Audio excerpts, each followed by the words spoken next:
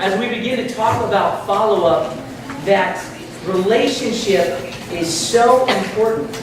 And it really drives all we do. I remember hearing a discipleship leader say this quote. He said, "The kingdom of God moves and advances at the speed of relationship."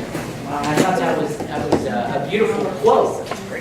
The idea here, in my role as mission director, I get to kind of research how do we do compassion ministry better.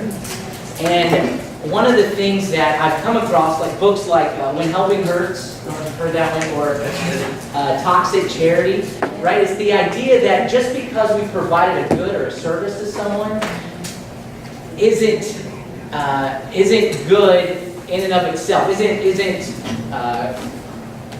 Christian in and of itself. It's just simply that. It's a good, it's a service, right? It's a kindness to someone, right?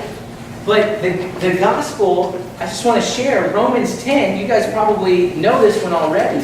How will people call on the one that they have not believed in? How can they believe in the one that they have not heard? How can they hear without someone telling them, right? And so really, love your neighborhood, and those tents, and prayer tents, and the haircuts, these are creating an opportunity for a contact. And we want to be able to take the opportunity and be able to say, we're willing to listen. You're not just a person, you're not someone we just hand it back to and say, see you later, right? And yes, it takes two people to want that. Maybe they are there for the free groceries and they don't stop for prayer, right? And like we've emphasized, our point is not to force it. Let me share another quote from When Helping Hurts. He said, the thing that is in greatest demand but least supply are teams of people willing to walk alongside the material poor and long-term development.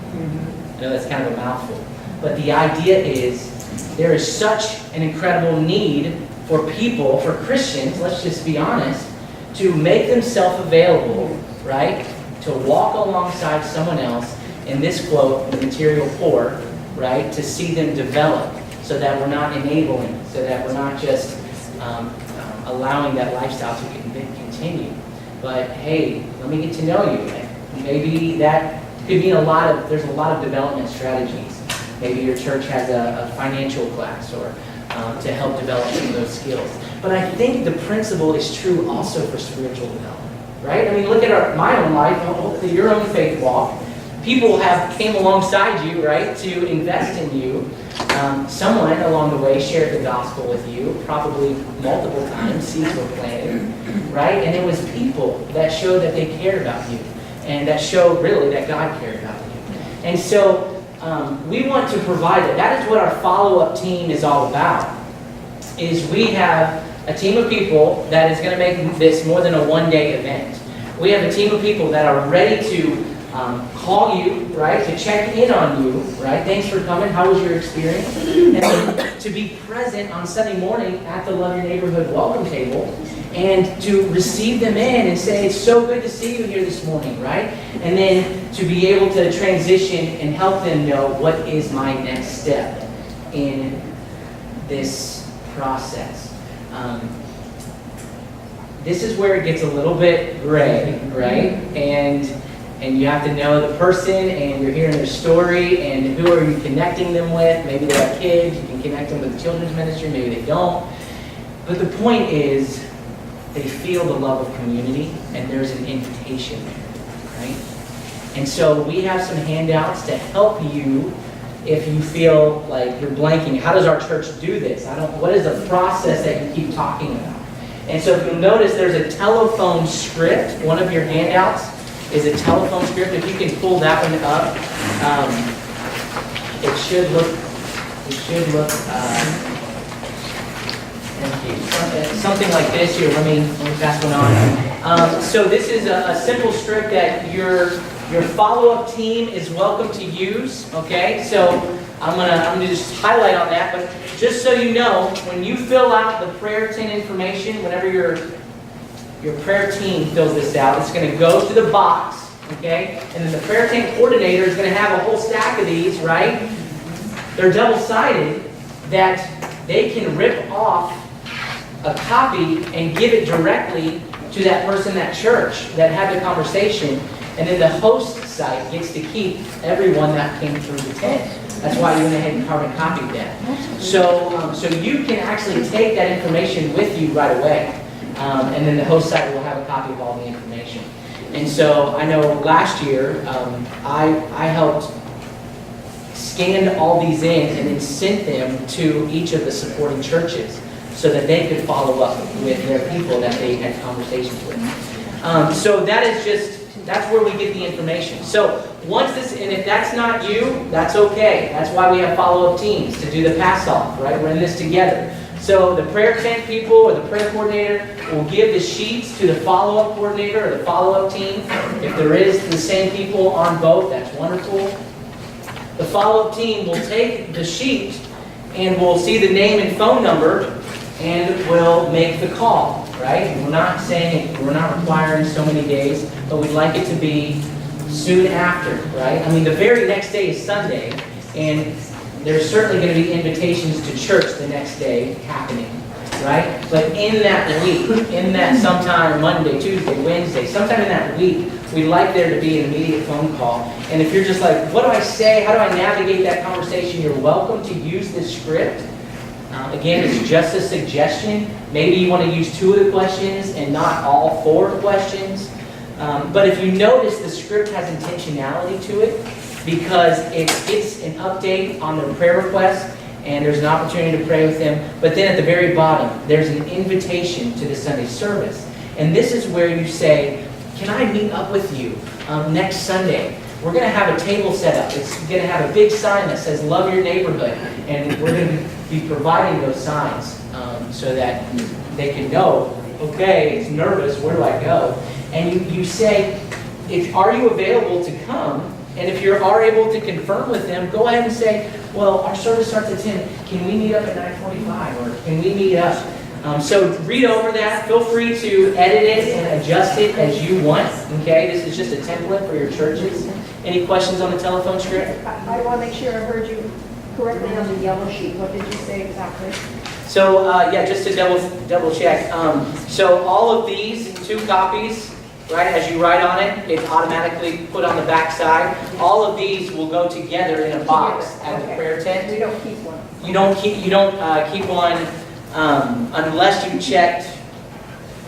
I think there's a box that says, I am the one who will follow up with this person. Because occasionally, you might talk to 10 people, but you really feel a heart connection with one of them, right? And I think there's a box that says, I want to be the one to call. And guess what? You can rip off a copy if you feel like, I don't know if I'm allowed to or not. We've had people snap a picture and say, that works. And ask them, say, can I call you? Can I be the one to follow up with you? They're like, absolutely. Okay, well, I'm just going to get your telephone number here. And then you can still submit the thing to the box. And so the box will go to the prayer coordinator, and the prayer coordinator will do the pass-off to the follow-up coordinator. Which copy does the home church keep? is The yellow copy? The white. Okay. So the site church, the host church will get all the whites. Okay. And then before the partnering churches leave, they get all of their yellows, the conversations that they've had. Okay. And they'll pass those on to their churches.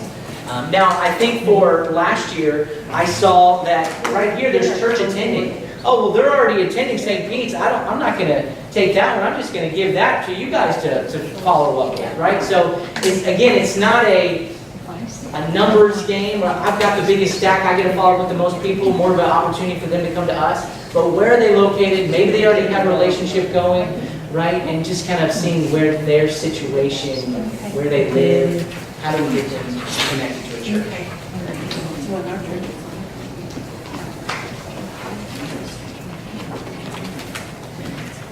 So the other sheet that you guys have is, the other handout is a suggestion on, thank you. Sorry, I guess we made not enough of these. I'll get this back to you. If you don't have this, we'll get it to you. Hopefully someone from your church has this sheet. It's called General Church Follow-Up System. And at the very top, ask your pastor if your church has a follow-up system in place. If not, ask him to help start one, because that can be overwhelming. Oh my goodness, a whole system I have to create. And so we've given some ideas of what a general follow-up I would hope that your church has already worked through what is the process of a first-time guest coming to our church. What does that mean? There's a gift for them. There's an email that goes to them. We reach out. Okay, so if you already have your system in place, wonderful. The follow-up, that handoff from prayer to follow-up team, we're letting the follow-up team run with whatever system your church has. If you don't have one in place, your follow-up team is really going to need to develop that or work with the church leadership to make sure there's some way to talk with them. And I'm not going to read over all of this. That's why it's a handout. You can keep this. But the idea is you want to make sure there are greeters, right? There's a table located that says Love Your Neighborhood. On Sunday morning, we are asking you set up that table for 3 weeks after the event, just as people decide if they want to come to church or not. And you just have greeters all over the place. You have greeters welcoming, walking them to the table, right? Introducing them to other people. Walking them into the sanctuary, sitting with them, helping them fill out a connection card, right? Because that's that's probably how they get into your church's database, right? Is some way of gathering their information.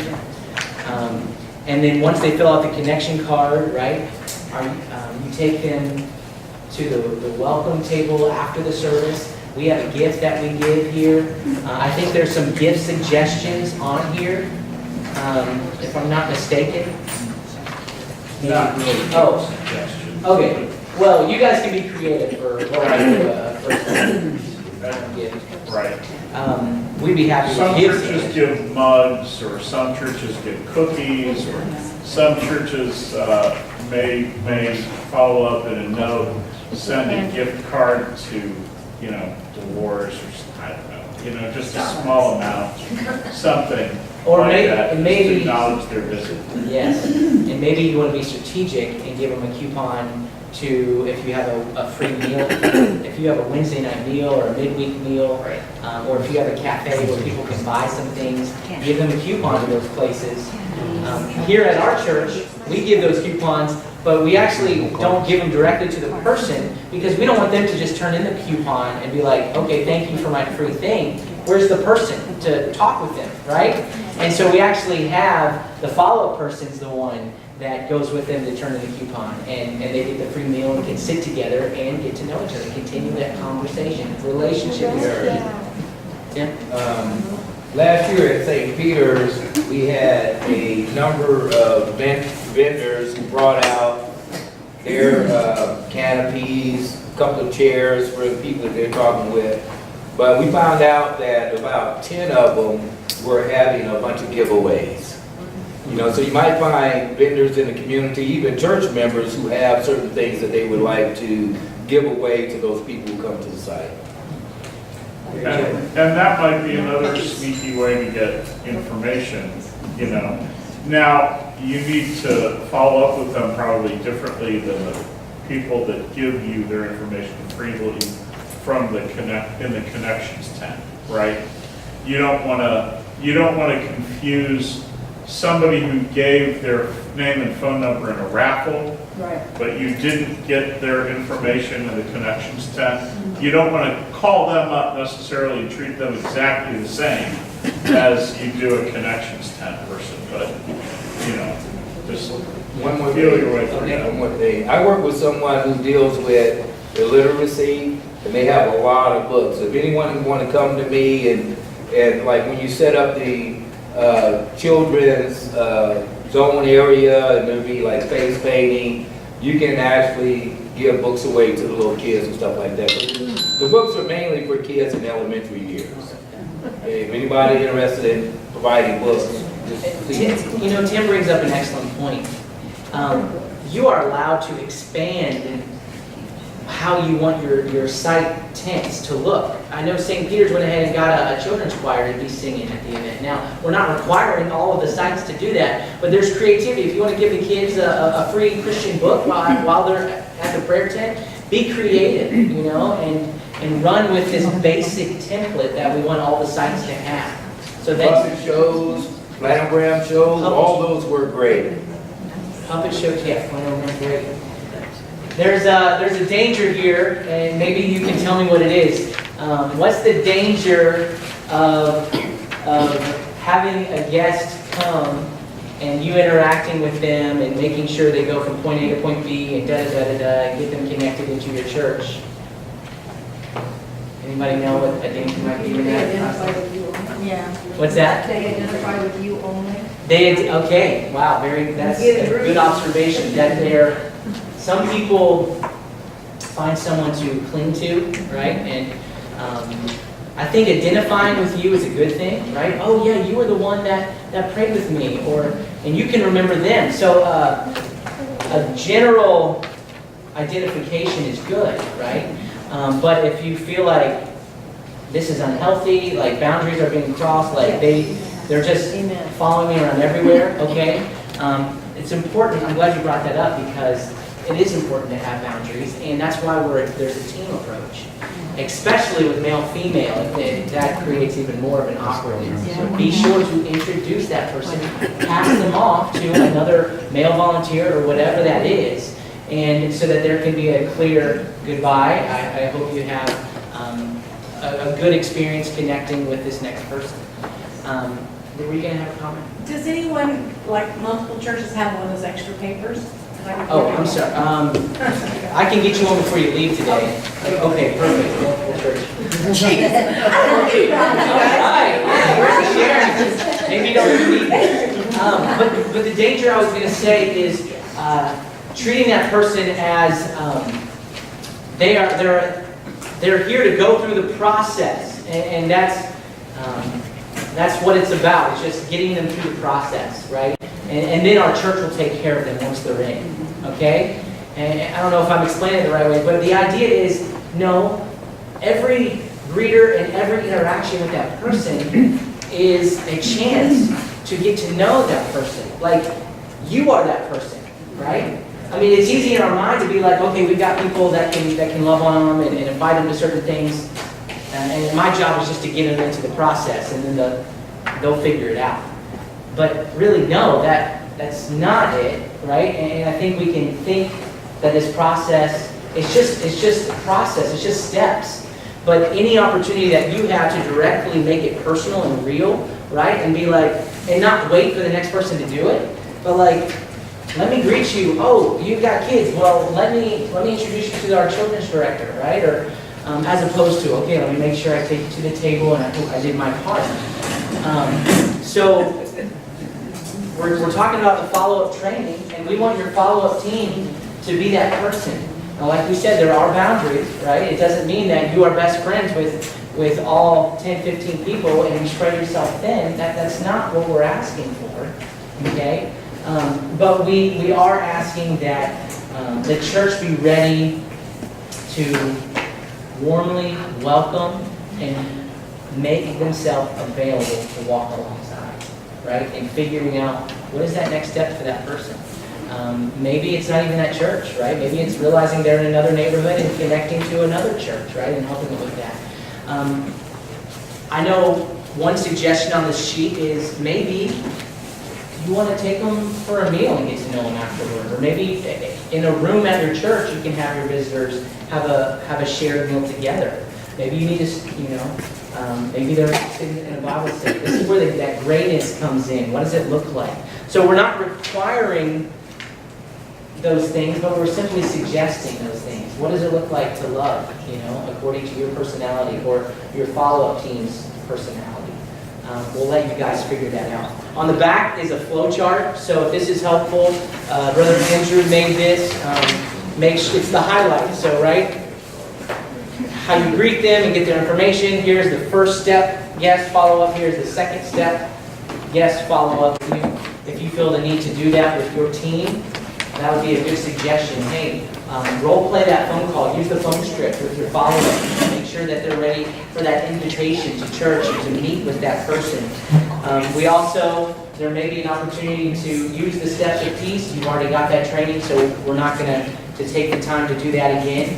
Maybe you want to role play with your follow-up team. What is it? Let me pretend I'm a guest showing up for the first time on our campus. walk me through that and have your follow-up team say, we're going to have greeters at the door, we're going to have greeters at the table. The person's going to walk them to the table and then they're going to take and walk them to the sanctuary. Make sure your follow-up team understands the process that we have in place. And again, process is important, but relationship is number one. Well, can we just close out our time together with some prayer around our tables? This is a great day happening in our city, in our county, and there is a lot of people that are stepping on church campuses. Maybe it's been years since they've done that. But again, those goods and services, warm greetings, there's people ready to receive them, and there's been some great testimonies of how much love is poured out on that day. So let's also pray for the follow-up teams, okay? And this is an area where the temptation is to be like, I put all the work into the day event, I'm worn out, I'm tired. And it's hard, it's messy to invest in people, and it's time consuming. And that's why we want a team of people, right? And ways to bring them into the church community. Whether that's an invitation to a midweek, or let's check out a Sunday school, I'll go with you, or the more connections, the more touch points, the better. So there's quite a lot of things that we can be praying for, whatever you feel convicted of the past couple hours. And thank you again for making your way out here this morning. Andrew and myself, we're available if you want an email address or a phone number. We're happy to give that if you have questions. But we want you to feel resourced and supported, okay? And so please don't hesitate to reach out. I'm sure Robin would love to take your question too, but she's got a lot on her plate. So God bless you as you take the time to walk alongside people that God brings and to give them an invitation to take that next step in their faith. Whether that be to say the prayer, to unpack lordship to them, what does it mean to follow Christ as Lord, or whether that's an invitation to come and have your kids be a part of our children's ministry, whatever that looks like.